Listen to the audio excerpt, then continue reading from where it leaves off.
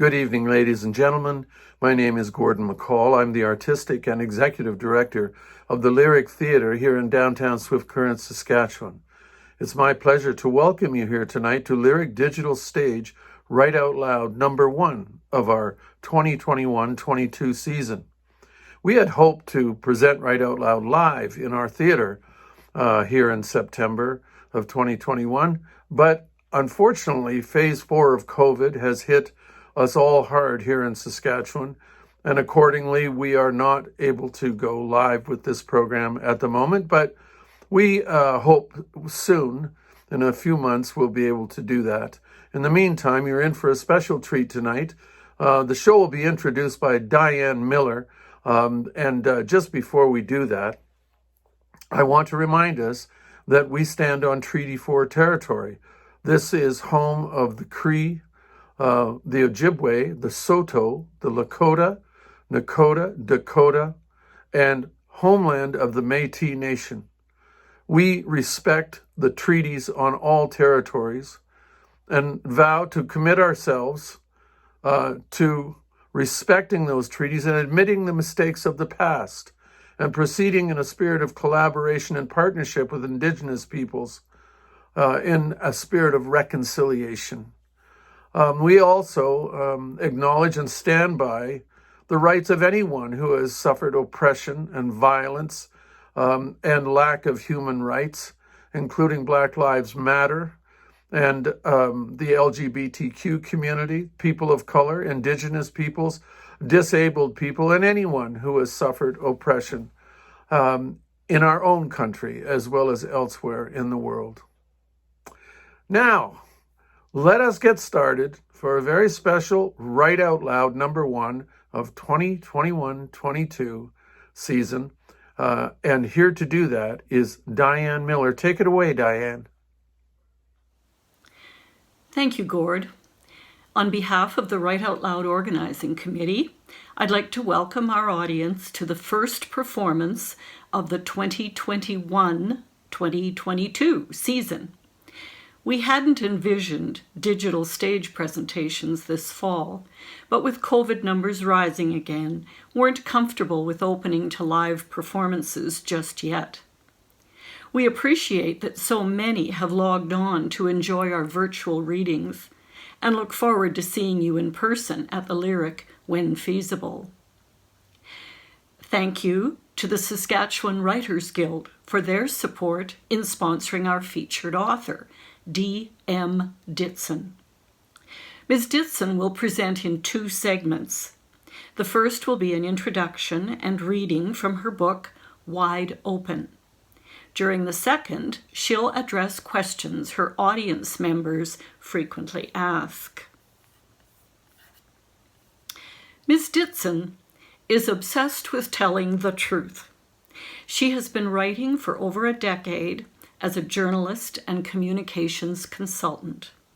She shares her life story to show that healing is possible and maps out her trauma recovery with hopes of helping others free themselves. Wide Open is her first book. Before it was published, her manuscript won the John V. Hicks Prize, awarded by the Saskatchewan Writers Guild. Wide Open also won a 2020 Saskatchewan Book Award and a Columbia Basin Trust Artist Grant. Ms. Ditson recently moved from Regina to Nelson, British Columbia, where she can be found enjoying the mountains, and she is happy. During the interlude, we're pleased to present Jacob Heinrichs. Jacob is a rapper, music enthusiast, and DJ in Swift Current. Adopting the name Just Jacob, he has been diligently working since his teen years to grow his musical talent. Jacob has showcased his work through various live shows, music videos, and album releases.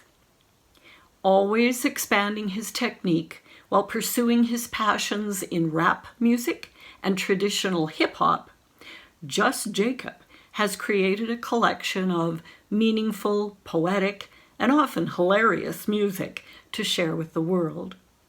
Follow him on all social media and music outlets of new content. You won't be disappointed. In advance, I'd like to thank D.M.Ditson and Jacob Heinrichs for their performances. Thank you to the Saskatchewan Writers Guild for their support. And once again, thank you to Gord McCall of the Lyric Theatre for his continuing efforts to cobble together our various videos for your digital enjoyment. Hello, I'm D.M.Ditson. I am an author from Saskatchewan, and I now live out in Nelson, British Columbia. I'm a communications professional, and I have also spent some time as a journalist in my career. My book, Wide Open, is what we're here to chat about this evening, and it is about sexual assault, post-traumatic stress disorder, and recovery. It's all my experience navigating through these things. So I know that these are quite difficult topics and can bring up challenging emotions for people. So just encourage you to pay attention to how you're feeling in your body as I share my story. And if at any point it becomes too much for you or feels overwhelming, please feel free to pause the recording or stop and come back later. I think it's really good to pay attention to our own experience and to be really gentle and careful with ourselves and give ourselves some space if that's something that is needed. So my story begins with a really fundamental evangelical Christian background. So I was raised in the Christian and Missionary Alliance, and I used to go to church, I would say probably at least 5 times a week. Most of my friends were my church friends, and I used to memorize the Bible verses, and I was in a group that competed on them. And I went on missions trips for fun when I was a kid, that kind of thing. So the first passage I want to share with you is about when my faith had started to falter, and I went on a church youth retreat in order to reconnect with God. So I'll start here with that story. I miss God, ache for him. I don't know where he's been lately, but I need to find him. I go to the chapel. The hallway is long and dark, like a lonely night sky before the sun rushes in. I'm going to kneel at the altar to beg God to take me back. The wooden chapel door is closed. I turn the handle, but it's locked. I pray for it to open. I yank the handle and crank on it some more. I fling myself against the door. It won't open. It's locked and solid, refusing my pleas. I know what this means. God doesn't want me. He doesn't love me anymore. Maybe he never did. I collapse in a blubbering heap and lie pressed up against the door for ages. A leader finds me. I'm sobbing so hard I can't answer her questions. She leaves and sends Pastor John down the hall toward me. He's carrying a box of tissues, as though that could help when the God of heaven and earth turns his back on you. Come here, he says, and leads me to a room that's littered with chairs. What's going on? The door's locked, I say, words sputting out like grasshoppers hitting the windshield. The chapel door. I wanted to go and pray, but God is closed to me. You're being ridiculous, he says. God is always here for you if you want him. I shake my head. Get up, he says, and stands before me. I weigh 1,000,000 pounds, but I pull myself up and cross my arms tight to keep my insides from spilling out. Stand on the couch, he says. Huh? You heard me.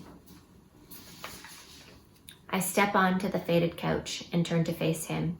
I'm so confused that my tears have stopped. Close your eyes, he says. I do. I wobble and put my arms out to steady myself. Good. Now trust in God and jump off. I stand perched on the edge, ready to take a leap of faith, but my feet are pressing hard into the cushions. Jump, I tell myself. I can't. I'm frozen like a statue, a pillar of salt. Pastor John takes my hand, pulls a little, and says, I've got you. Step off the side.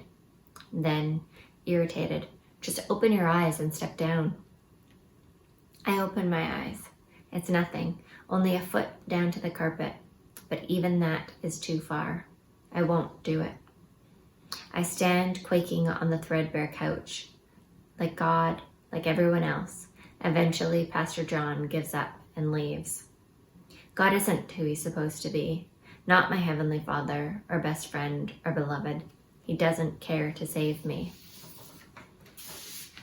He wouldn't even open the door to let me bow down before him. Jesus said a good tree cannot bear bad fruit, and a bad tree cannot bear good fruit.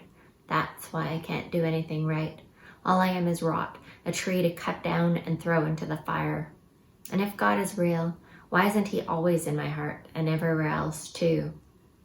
I stand on the edge of that couch forever until all my beliefs tumble down. Normally, the next passage I share is about a man that I met on a bus when I was still in my late teens, when I was 18. He offered me a free place to live and he was going to get me a job. And if I had not been so naive, it would have been clear that something was wrong. It didn't occur to me that anything was out of the ordinary in this scenario. I thought that this man was here to rescue me and take care of me, but he actually was a pimp. And nothing bad happened with him. I just normally share that story because it kind of sets up how naive I was and how vulnerable I was to those who would later choose to do me harm. So I'm not going to take you through the sexual assault that broke my brain and left me with post-traumatic stress disorder. We'll be a little more gentle in the reading today. And I'll share instead an encounter I had with that man before he hurt me. In this passage, I am 18 years old. In my first semester of university, my theater prof puts me in a group with the older girls who sit a few seats over. Tanya, who's 22, has curly dark hair and a loud laugh. Amber, who's 23, has super straight blonde hair. She's so beautiful, it almost hurts my eyes. Tanya and Amber met in a class that's just called University. It's like a welcome to university program for students who've been out of school for a while. Mature students, they're called. I tag along when Amber, Tanya, and a bunch of their older friends go to the Owl. I order orange juice, so the bartender won't ask for ID.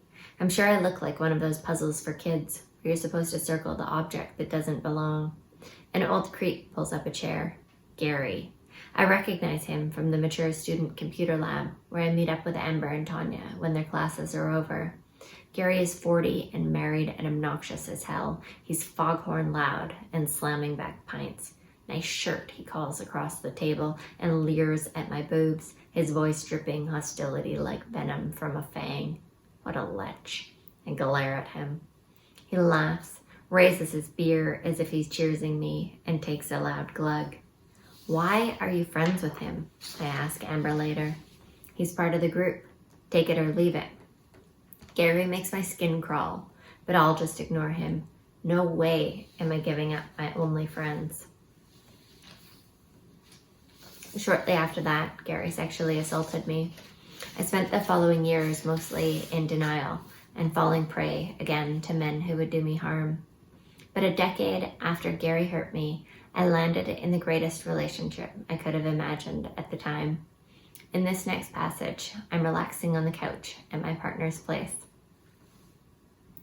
I'm lying on the couch with my eyes closed when something hits my throat. I scream and clutch at the spot, and my body convulses like Old Testament demon possession. Ian's holding a pair of folded black socks. I saw a vulnerability and flicked my socks at you, he says. I'm shrieking and laughing and crying. I can't stop shaking. I'm sorry, Ian says when I don't calm down. He pulls me into his arms, presses his lips against my hair, and says 100 times, "You're okay. You're safe." Half an hour passes before I know it's true. I have so many weird things like that wrong with me. I can't pinpoint when they started, but it hasn't always been this way. In high school, I had a choker, a pretty black velvet necklace that I'd wrapped tight around my throat. But now the thought of it freaks me out, makes me cry, convinces me I can't breathe. I have a twitch, a jolt in my left shoulder that shudders through me when I'm cold or afraid, and even when nothing's wrong. I panic in elevators when the doors close and I hear other people breathing. I take the stairs instead, even 14 flights up, because I'm afraid I won't be able to keep from screaming. I had a host of symptoms that developed after the assault, including showering in my sleep. And within 10 years of the assault, my PTSD magnified to the point that my entire life fell apart. My relationship ended, and I decided that I would leave my job so that I could focus entirely on my healing. So I spent 14 months not working, and all I was doing during that time was going to therapy, taking a whole bunch of meditation courses, and writing, journaling, and doing everything I could think of to be kind to myself and treat myself with care. It was a really difficult time, but it was very worth it. And during my recovery, like I said, I did a lot of meditation. And so the following passage that I'll share with you is from a retreat that I did. Actually, it's going to be a couple of passages from 2 different retreats that I've done.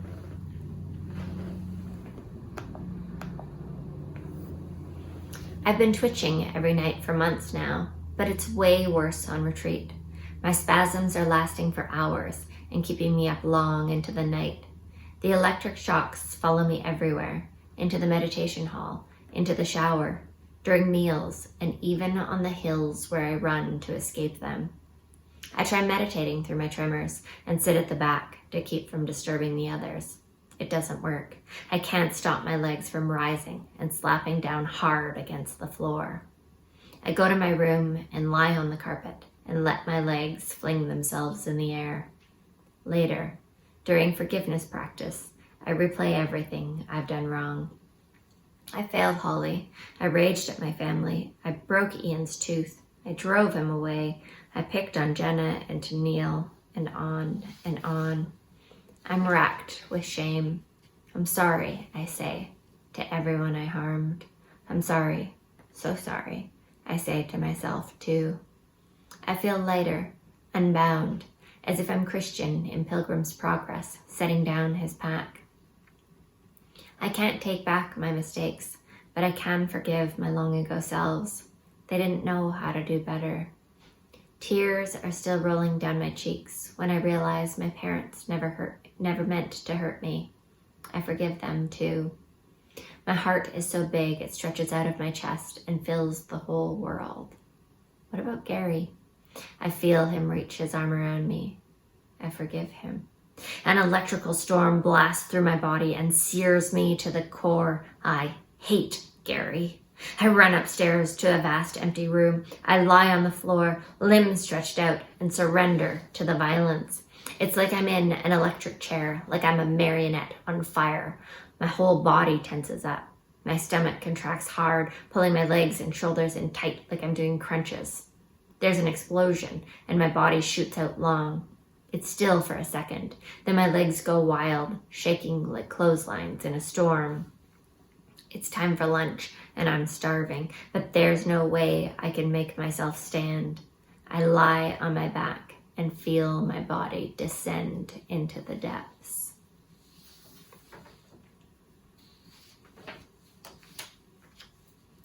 Later, on another meditation retreat, I try to hold still in the meditation hall. My cheek is incredibly itchy. I resist the urge to scratch and just pay attention to the sensation. It turns into burning. It flames for a moment and fades, leaving no evidence that it ever existed. Then a memory. Gary. A flash of anger. It ignites and burns in my belly. My face tenses, jaw tightens, brows furrow. Rage grows inside and fills my body with heat. I ask myself, can this be okay? I open to the fire and let it move on its own without chasing it or scolding it away. The flames take over and I worry they'll consume me, burn me at the stake. But what about this moment? Can it be okay? I draw my attention back to the heat. It fades and passes away while I sit still and watch it leave. It passes away like the end of a day, like a toddler's first goldfish, like a leaf in the autumn, like grandparents, like fruit flies, like memories, like a flower that's been picked, like childhood and youth, like Ozymandias, like a worm that gets eaten by a bird, that gets caught by a cat, that gets hit by a car, like starving children across the world, like everything. The days weave together, a million tiny moments that I despise or savor, or simply notice one at a time as I fall deeper and deeper into silence and into God, which is just another word for love.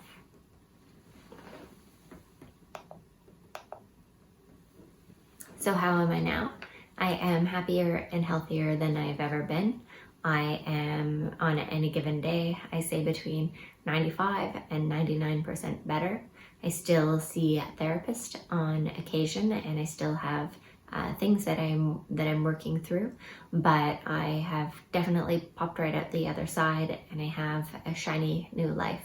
And I am really grateful to have the opportunity to share about my healing and my recovery with you. There is going to be, I think, a pause.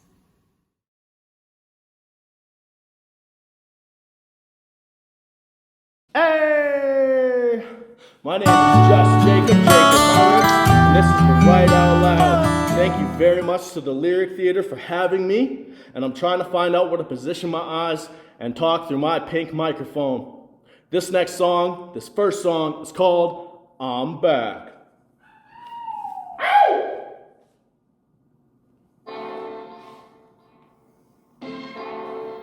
I'm back. Yeah. Yo. Hey. I feel the beat like I'm checking my pulse. Though I try to be discreet, the record convulse. Though there's many things left to resolve. Whenever we meet, I'm never met with a lesser result. I'm expected to fall like leaves in autumn, but I spring up. The irony of pressure involved, come and collected like calls under all circumstances. I also talk a lot of crap. I take chances like great gambling, be that gambling in general. Yet I'm never known not to win. I throw caution to the wind like I am who I am. You can either hate it or love it. My time spent is way over budget on this rap shit. Above and beyond is the way that I craft it. Never mention me in the past tense, because I will remain here beyond my last breath. Hey, shout out to the Lyric. Thank you very much. My name is Just Jacob, and I'd like to let you all know that I'm back like I never left. Woo! Here to stay, you know. I'm back like I never left. I'm here. I'm indivisible by two, cause I'm odd. My characteristics barely do fit this mold which is pressed upon. My unorthodox methods are to destroy the box that has kept us encased like a bomb ready to explode. Mock, we need a voice to express the embodiment of intelligence, difference, and at best, me. Over time, I've crept up in the sense that I've evolved into this form of person. There is no other version of me. By myself, an individual who's trying to help be and see yourself for who you wanna be. A real, true MC. I seek to make a difference and to bring awareness to a multitude of topics through my burial transparency. There's no apparent scheme to find in my motives, cause I simply focus on the music that I share with you. I'm back. Woo! Hey! I'm here. I'm back. I got a poster. I'm here. Woo! And I ain't never gonna stop. I gotta let you know that. Also, and ad-libs. Check it out, check it out. My name is JCOB, I'm about to wreck it now. Sometimes I get up on the freestyle. Hey! Thank you, thank you. Thank you. Hey! How do I feel? It's the name of the song. How do I feel? How do I feel? How do I feel? How do I feel? How do I feel? How do I feel? How do I feel? The fluoxetine has jump-started me like booster cables, and in a similar sense, I've got the cruise enabled. I feel light enough to coast uphill, a perspective related to seeing most cups fill. Even if my cup runneth over, I would still be grateful even though some spill. For sand came the window of opportunity, which I leaped through and found where it leads to now. My attitude has reached its pinnacle, attained by each step, and all in each were minuscule. Was far from an oasis down in the middle like an interlude. I'm living proof of living through the challenges we're given. How do I feel? How do I feel? How do I feel? How do I feel? How do I feel? Hey!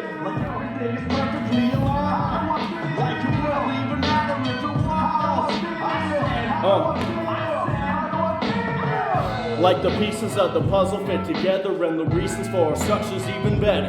Why things happen the way that they do is often mysterious, but it's clear to us when they work in our favor.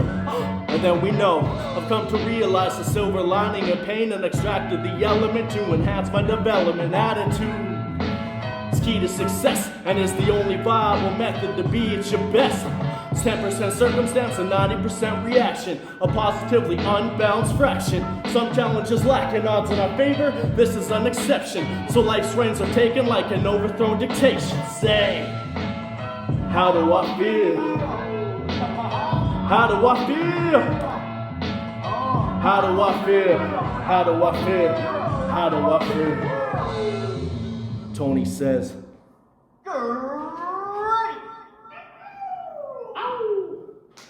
my name is Jacob and I am out of breath. This song features the great Devin Oman, who happens to be in the building, and the great JJ, Jared Johnson, the big man. They're about to teach me how to box.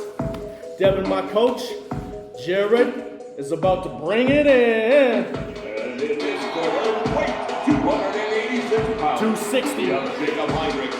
Folks, are you ready? Let's get ready to rumble! I've got confidence like Ali that radiates my mouthpiece to my feet. Feel a foul breeze when I speak. I ring like valve leaks from the top floor on a sponge. My four towels able to clean the mess I make. Test my claim and you shall see what I mean. I give you permission. I've no fear, the opposition is so scared. See slow tears, line the cheeks, the face is frozen by cold stares. Benefits that I'm to reap, or benefits that I won't share. When I don't care what they say, I seek and find what's mine to keep. Devin. Okay, now strong, real strong, but you gotta be a bit more aggressive. Stick and move, stick and move. Now get in there and show them how it's done. All right, coach. Ladies and gentlemen, are you ready? It's about time for round 2, so let's get ready to rumble! When you enter the flow, it's a failed entrance. Always sentence, you know it's a jail sentence. We always broken a bail mention. I make it rain because I am the ruler like 12 inches. The axis on which the scale hinges. Man, I am pale, bitches. No skin tone, no spare witness. Fake heads won't see the crown fall. Time won't come, every day is groundhog. Y'all heard, but I whip the sound off. If there was one, I'd beat the crowd call. They don't really give up about y'all. If your emotions, you're the opposite of Joey Tribbiani. You have no friends. Now you gotta go for the friends. Rope the dope in, make him think you got you. Then wham! Knock him out! Ladies and Knock him gentlemen, out! final Right, round. Devin? Competitors, He says, go! He loves me. See, if I'm a try hard who failed easily, you're a failure who ain't tried. Disappointed every single relative who ever hoped that you'd make it by. You lack a confidence so evident, you doubt yourself, so hesitant. All your words have inspired no one. Your whole career has no relevance. Get the convicted, you know residence. Bars you set, low precedent. My short ass must duck down. What now? Moves the question, look for answers but none found. You talk shit and make gun sounds, but you're like an elephant, trunk bound. I'm not tough, nor do I claim to be, but you dudes all sound the same to me. Myself is who I aim to be. I never give up like the man named Ali. Hey.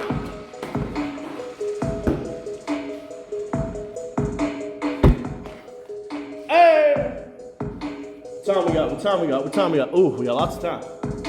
Hey! We're gonna bring it up to the future. To the future.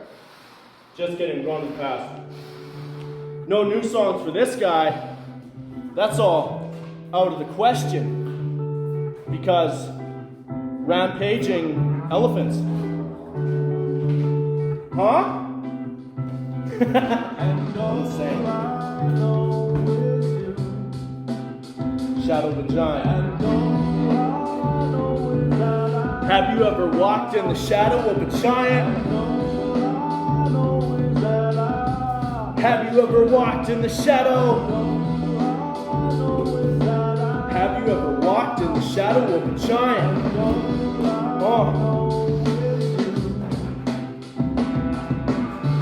I'm a victim of inadequacy, but this position which I'm in isn't as bad as it seems. It's a humbling experience, to say the least. As it stands, I stumble over my two left feet.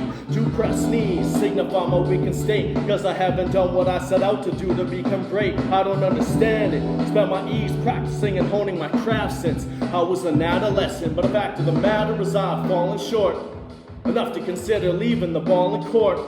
It's tough to just sit here and watch it pass me by and be known as a quitter, though I actually tried. Past devising mental plans that are left inside, I haven't done much. I guess I just don't have that Midas touch. Despite this, I've come to realize there's probably a reason why myself I don't believe it. Have you ever walked in the shadow of a giant? Have you ever walked in the shadow? Have you ever walked in the shadow of a giant?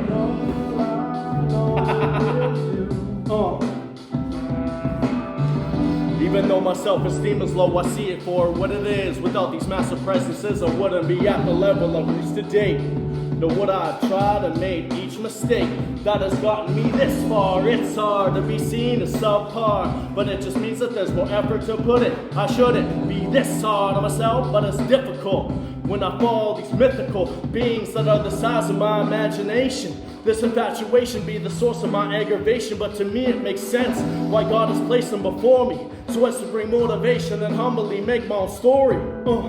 Therefore let jealousy fall and make way for admiration. Therefore let jealousy fall and make way for admiration. To both. I walked in the shadow of a giant. Many giants. Really tall people. Sometimes short people, because I'm even shorter. But I just gotta let you know that, no matter how many giants you walk in the shadow of, to an ant, you're the giant. Shadow of a giant. Open journal coming soon. Yay! Now we're about to get a little emotional up in this. Cheer.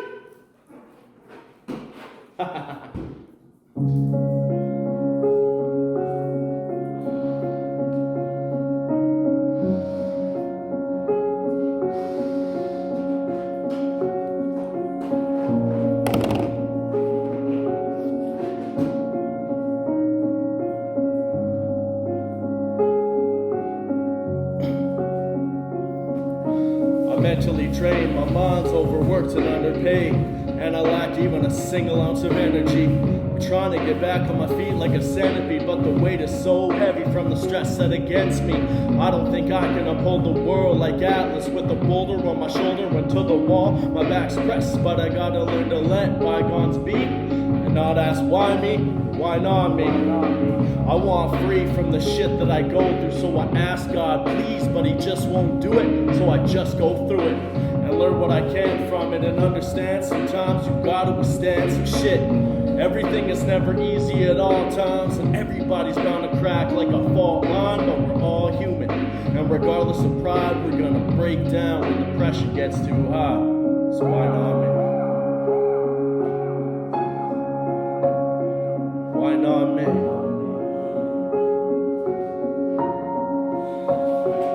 Why not me?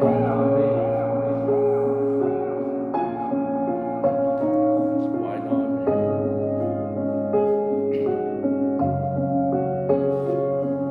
Sometimes I look at other people's lives and I wonder how their legs stand firm as the walls crumble around. Cousins fighting cancer but won't stumble out of the ring, be knocked down or allow it to win. My uncle's barely able to breathe, his lungs are failing, but he does all he can in his power to survive. My grandma's depressed, waiting for hour to arrive, but she gets through it knowing that the Lord's by her side. So how am I stressed? My troubles pale in comparison, yet my attitude resembles that of a child. I think, wow, what a mess, till I look at their situations and realize that they're suffering more than I am. So how am I blessed when my loved ones are suffering? I wish I could take away their pain, I bear it myself, but I know that that is out of my control. Still I ask God please, Lord, why not me?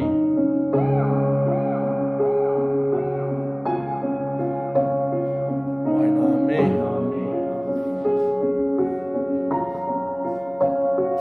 Why not me?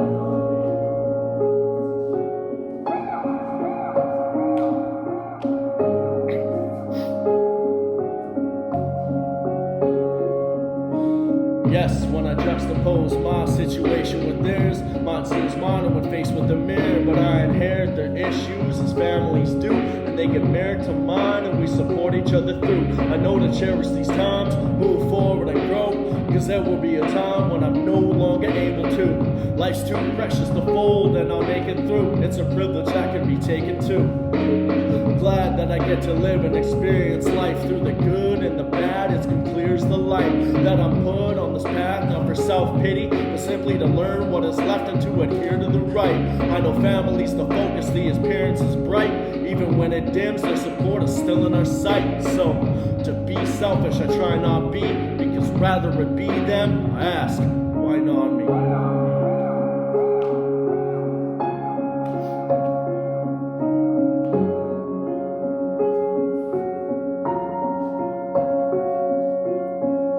Song is dedicated to my grandma.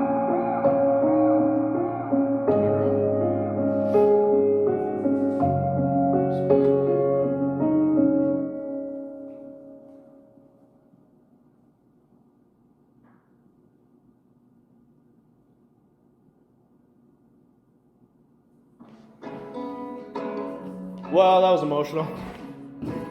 Sheesh! We got one or two more for you guys. It's called Fortunate Ones. It always feels like I've been in a rut, trying to get through it and pick my feet up, till I turn on the TV and see kids staring at me so hungry like, have you seen us? They're transparent, I can't stare, cause when I finally see them I can't bear. So much food, but I won't share it. It's almost as if I don't care. Well, you know the rest, but there's talking for food on their plate. Can't alter the state with the statement. A change of the cycle takes action to break. The ration's a ration, and the rest of it's thrown away. An overabundance of greed and not enough give, just take. Now who am I to deliver this fate? Enough of this guilt trip, just to feel bad is not effective. It takes a team to create change. Not always do I want selected, but I'm grateful though for all I've got, and I'm not about to take that for granted. I play my part the way I played, even if that role is not perfected. Just winding down, baby. Oh! Haha. Devil. Oh. When it comes down to it, I know I got a freestyle when I come through with a brand new style. When it doesn't really matter what they all say to me, I just want to stay on topic, but I just can't rock it. Take them all down, I don't really want to pop it off like a gag, cause I don't really get that. I don't really give a damn what you want to at the doesn't really matter even if I say words, still got a fast flow. I'ma do what I can do because I wanna rock it, kinda like you, and Oh, just censor myself and the mental, my health, the sense of the health. Through everybody, everyone. Well, enough of that shit. How much time we got left, baby? 2 minutes. You know what? I'm just gonna do that again. Because I don't care. My name is Just Jacob. I'm Iconopop.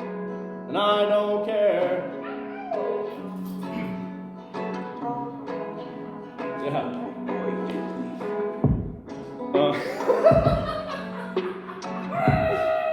Anyways, thank you to the Lyric Theater for the Right Out Loud. Sorry for the abomination of a final track.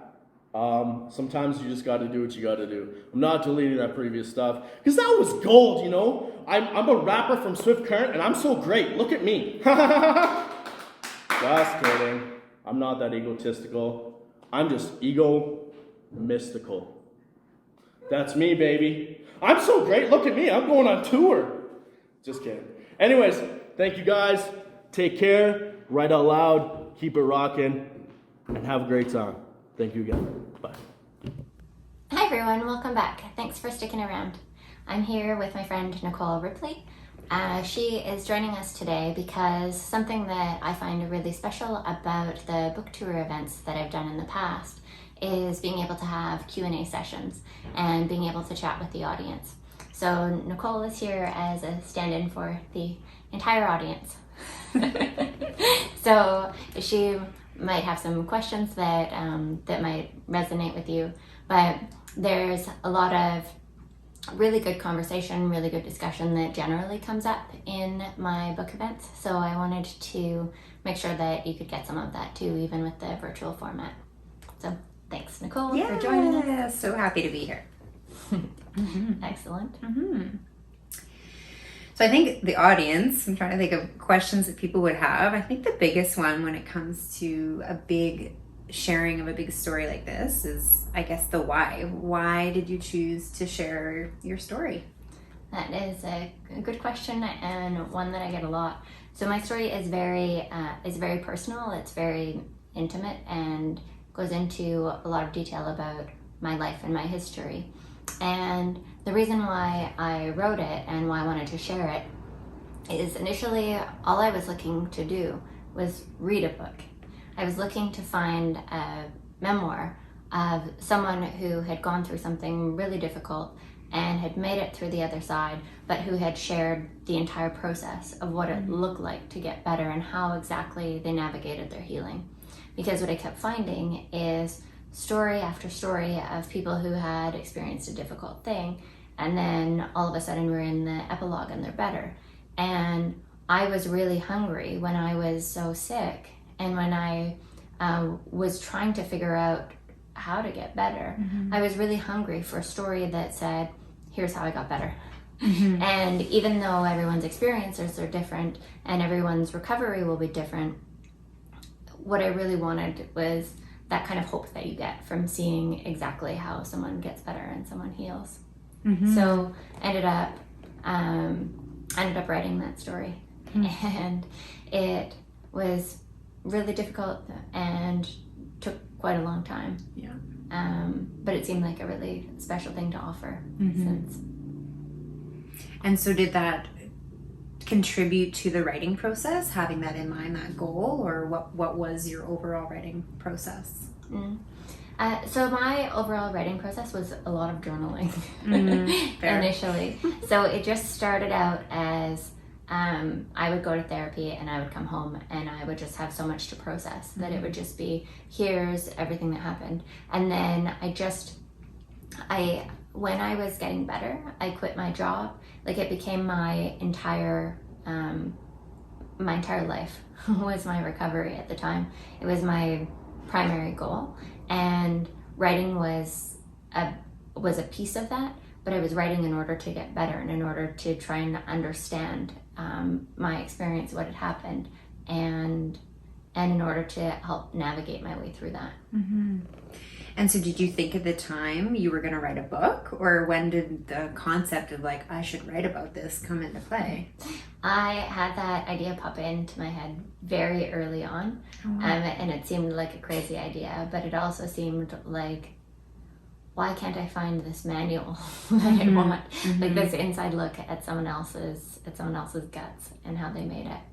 And I never knew if anyone else would be interested in it. I never knew if a publisher would be interested in it.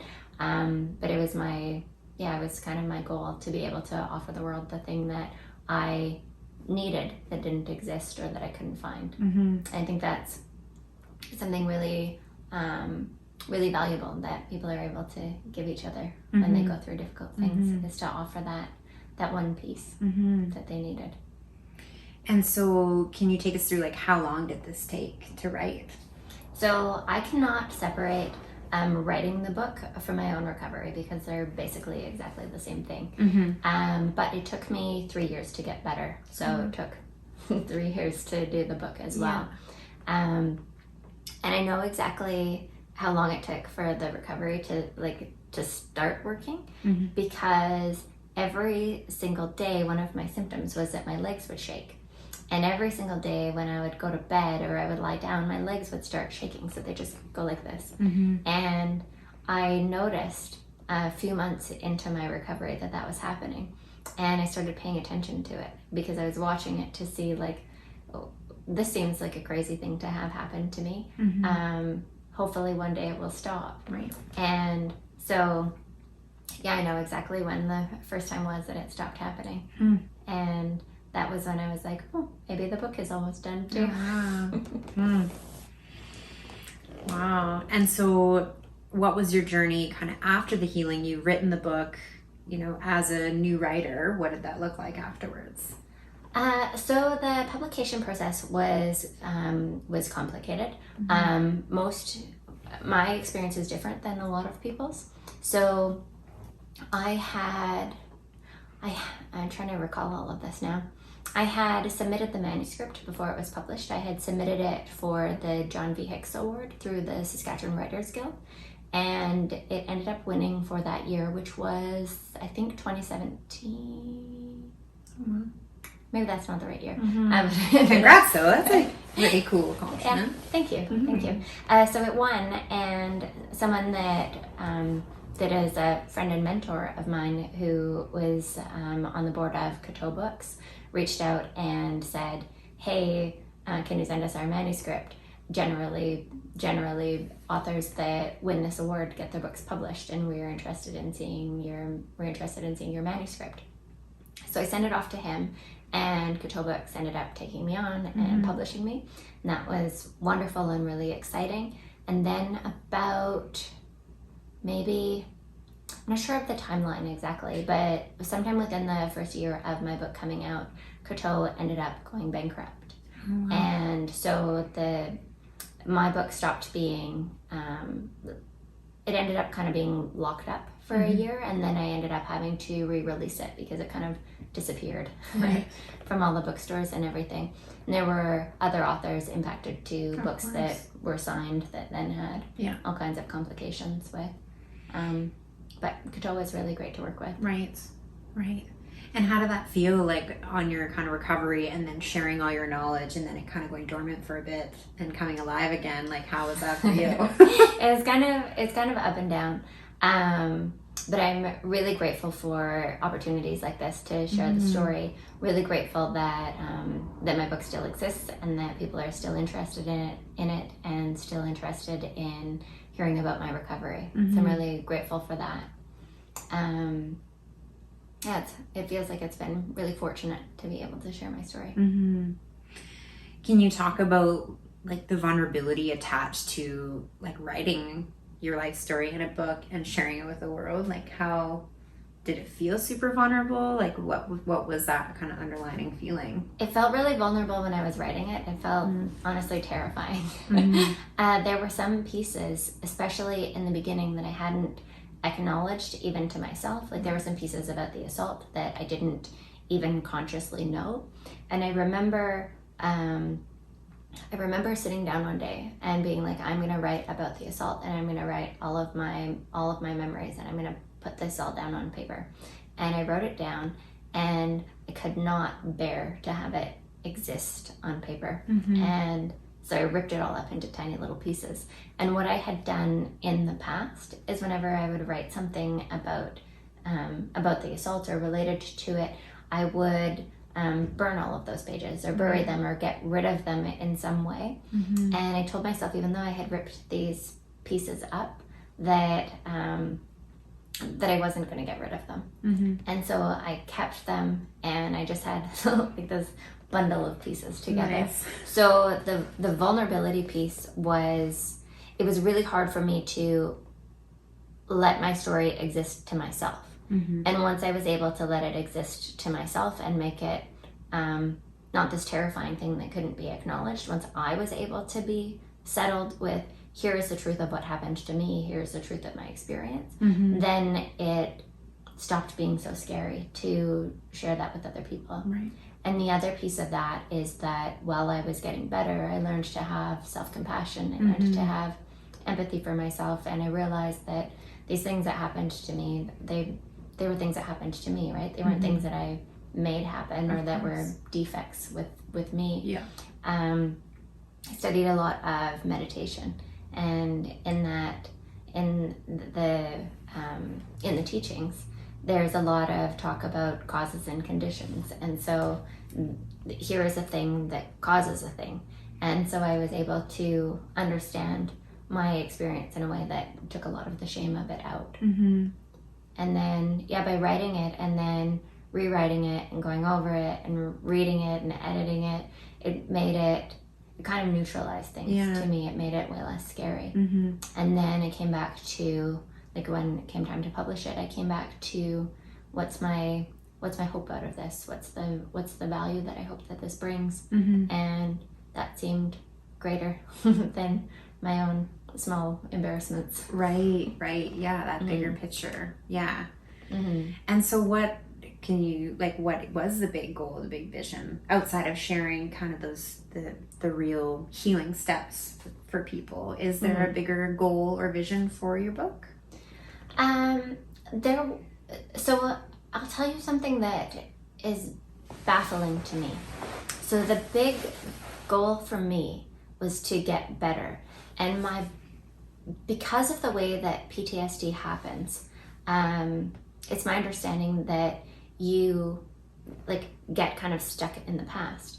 But because you get stuck in the past, and because I would keep going back into what had happened a long time ago and experience it as though it was the present, when I would go back into the past, I could remind myself now as my actual current self, I could remind myself of all of the things that had happened since.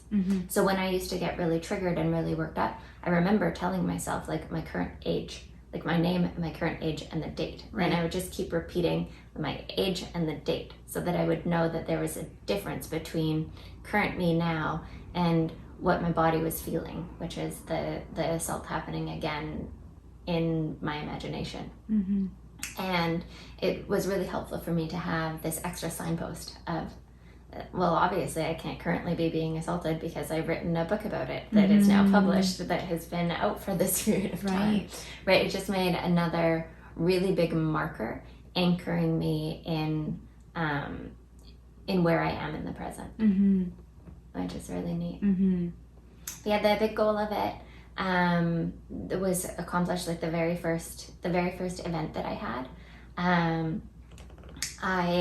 I shared about my story. This was before my book was even written. It was still in progress. But I shared about my story, and a woman came up to me and she said, "You made me realize that I'm not crazy." And I got shivers even now talking about that. But just to hear her say that has made everything, definitely made it worth it. And so when you think about other authors or people writing books about their personal journeys or really vulnerable journeys, is there any message that you would give them around the kind of the process or the courage? Or I would just say be so very gentle, because it is painful and it is scary, and if you're going to tell a whole story, you have to tell it in a way that is open and vulnerable, and it's a scary thing to do. And I would also say, start by sharing it with safe, trusted people, and start small until you start feeling more of that internal resilience, because that's what my experience was, is write this story and write it again and again and again until I can look at it and not be terrified by it. Even when I was doing the editing, I remember just rubbing my legs, petting them as if they were kind of like puppies, as I was, because I was reading it out loud to see how does this flow, how does it sound, but it was scary, and so it would be you're okay, you're okay, you're okay, while I was reading it, and that was really helpful. But yeah, lots and lots of tenderness, and also some tenderness and compassion for the other people who are in the story too. That's a difficult piece to navigate. And, being mindful of time, what's sort of next for you? Are there other concepts for books? Do you feel like it was a one and done, or what's sort of your... That is an excellent question. I have an idea for a book, but every time I talk about it, it kind of diffuses the power of it a little bit. So I have been advised to hold it inside until it bursts out as a book. Okay, so sorry. Top secret for now. Top secret, to be determined. Excellent. Thank you, Nicole. Yeah, of course. Thank you for sharing such a beautiful story, and yeah, I think it's doing a lot of good for a lot of people. I hope so. Thank you. And thank you, everyone. I appreciate you tuning in. And if you have any questions, you can reach out to me through my website. It's D.M.Ditson.ca. Thanks. Bye. Bye.